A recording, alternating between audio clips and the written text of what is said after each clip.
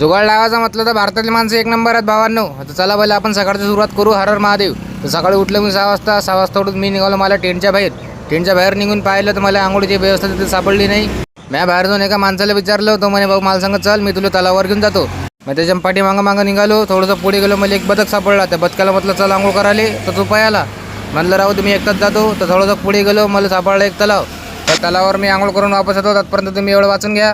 महाराष्ट्र अमरावती जिल्ह्यातून 12 चारधाम 12 ज्योतिर्लिंगची यात्रा करतोय. घरून निघून मला 120 दिवस कंप्लीट झाले. आता चाललो मी जगन्नाथपुरीला.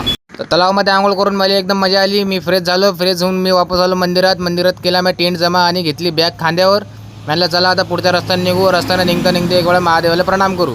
तिथून प्रणाम करून मी निघालो मंदिराच्या बाहेर निघालो. थोडंसं पुढे गेलो, मला दिसले काही माणसं जे आपल्या देशी जुगाडलं मासा पकडू राहिले. त्याला पण असं वाटलं की आपल्या भारतातही आहे काय.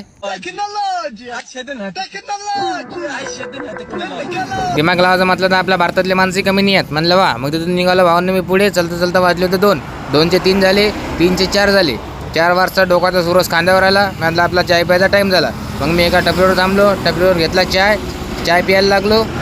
चाय प्यायला मस्तपैकी ओळख चाय होता. तिथून पुढे निघालो. तिथं मला एक कुत्रं दिसलं. ते कुत्रं पायाला मला पाहून